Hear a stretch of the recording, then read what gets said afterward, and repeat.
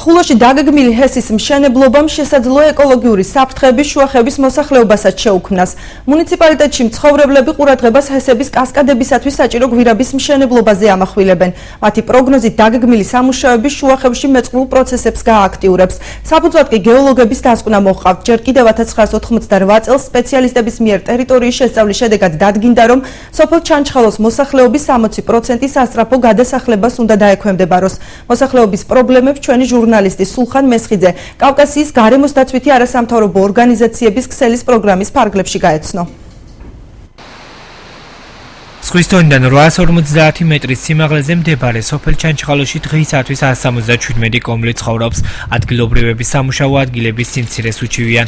შუახევის მუნიციპალიტეტში შემავალი სოფლის მოსახლეობის უმრავლესობას მეწყერ-შაშის ზონაში უწევს ცხოვრება. ეთერ დუმბაძის საცხოვრებელი სახლის ეზოში მეწყერი ცოტა ხნის წინ ჩამოწვა.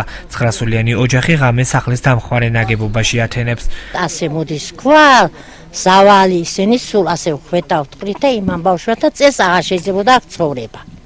და უძილობელი გაგვთით რომ გადავიდით 900-მა იქ. განსახლებით მე ვერც კახეთში წავალ და ვერც წალკაში წავალ. აგერ ზემოთ მაგ სასაფლაოები 16 სასაფლაო. მამა ჩემი და ჩემი ძმები, ჩემი დების ყველასი და მე მაგას ვერ დავტოვე და ვერ წავალ. სოფლის ერთი ნაწილი მეწყერული პროცესების შედეგად 1985 წელს დაზარალდა, რის შემდეგაც აღნიშნული სოფელი სრულყოფილად გეოლოგებმა გამოიკვლიეს. დასკვნაში წერიან, რომ სოფელი სასწრაფოდ განსახლებას საჭიროებს.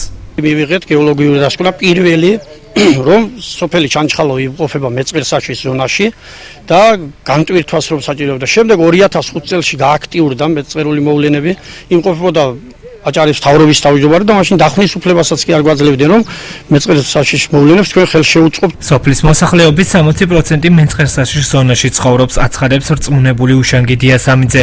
მისი თქმით, ყოველი გაწვიმების შედეგად მეწყრული პროცესები აქტიურდება. იგი შექმნილი სიტუაციიდან გამოსავალს მხოლოდ განსახლებაში ხედავს. ამ მაცხოვრებლებიდან 60% თითქმის არის გამოუვალ მდგომარეობაში. ჩანჩხალო ისეთი ეროზირებულია, რომ ახლა თავს ხო ვერ შეაკლავდა, ახლა სადაც მშვიდად იქნება ადამიანი და არანაირი საფრთხე არ გემუქრება, მე მგონი გადაწყვეტილება უნდა მივიღოთ ისეთი, რომ ჩავსახლდეთ სანამ მშვიდ ადგილას და ვიცხოვროთ. მუნიციპალიტეტის გამგებელი ტარიელ ებრალიძე სატელეფონო საუბარში აცხადებს, რომ სოფელ ჩანჩხალოში ხელახალი გეოლოგიური შესწავლა დასრულდა, რომლის პასუხებიც უახლოეს დღეებში იქნება.